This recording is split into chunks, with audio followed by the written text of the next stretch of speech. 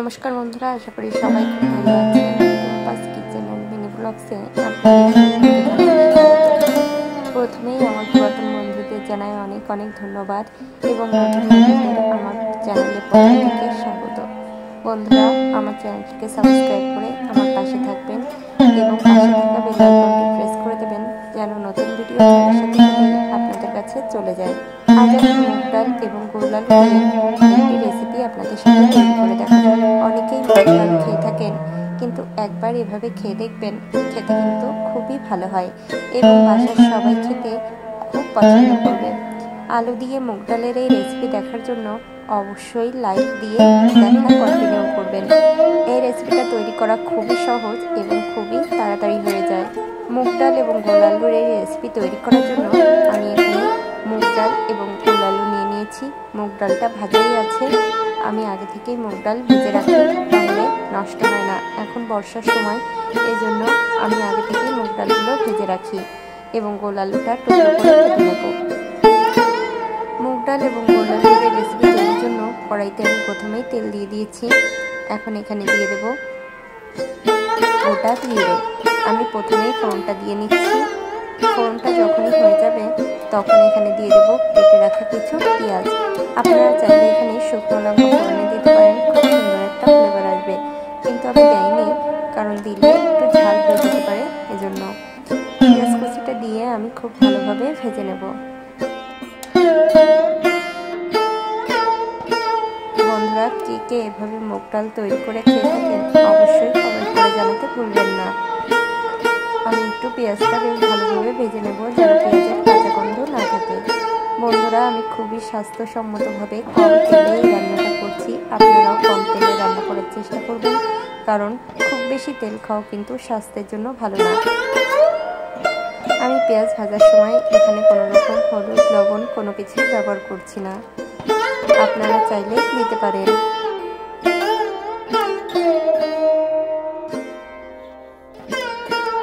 পেঁয়াজ হালকা ভেজে নিয়েছি।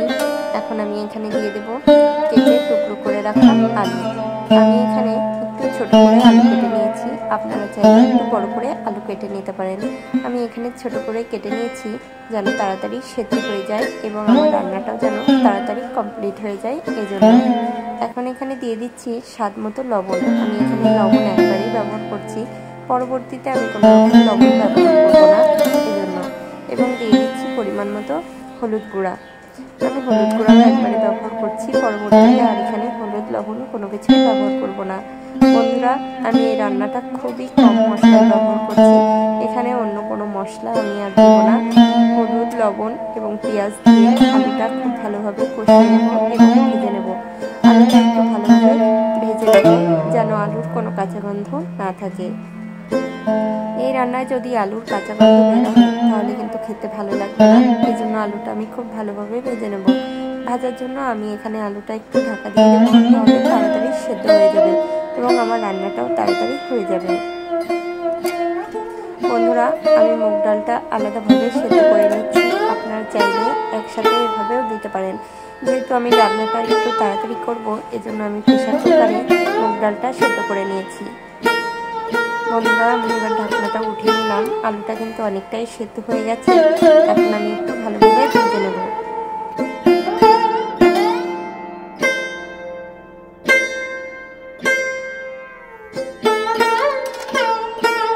বন্ধুরা, মুগ ডাল এবং আলুর এই রেসিপিটি আপনাদের কাছে কেমন লেগেছে কমেন্ট করে জানাতে ভুলবেন না।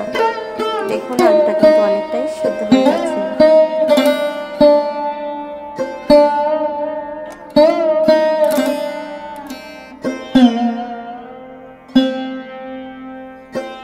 আপনারা চাইলে এখনো ডালটা দিয়ে দিতে পারেন, আমি আর একটু ভেজে নেব।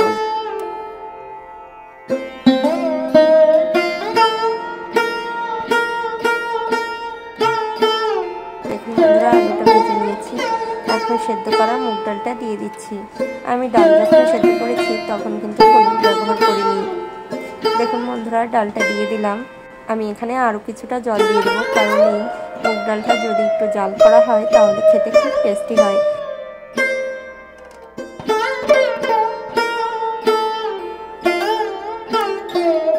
আমি আরও কিছুটা জল দিয়ে দিয়েছি এবং সব কিছু ভালোভাবে একটু মিশিয়ে দিচ্ছি। এখন আমি ডালটা একটু ঢাকা দিয়ে দেব, কারণ যেন তাড়াতাড়ি ফুটে যায় এজন্য।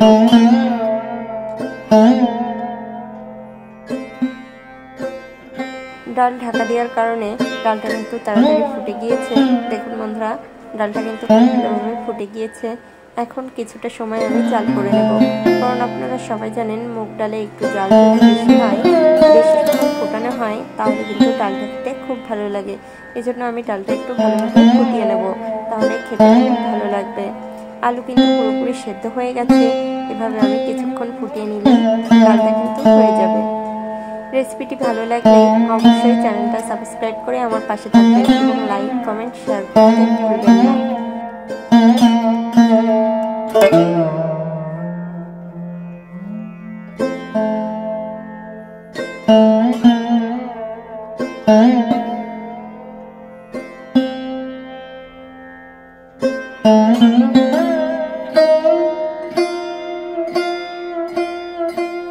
কে কে এভাবে মুগ ডাল রান্না করে খেয়েছেন কমেন্ট করে জানাবেন। আমি বেশ কিছুটা সময় জাল করে নিয়েছি।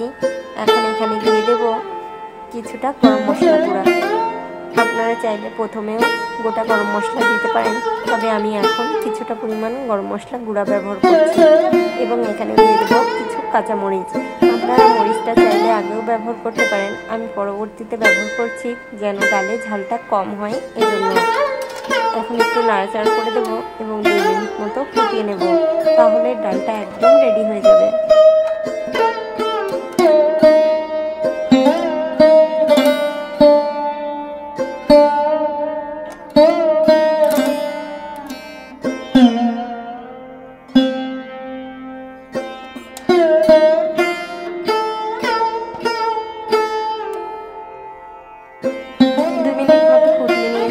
ডাল একদম রেডি হয়ে গেছে এবং এরকম ঘন রেখে দেব। এটা কিন্তু আরও অনেকটা ঘন হয়ে যাবে, কারণ ডালটা যখন ঠান্ডা হয়ে যাবে। এজন্য একটু পাতলা করে আমি নামিয়ে নিচ্ছি।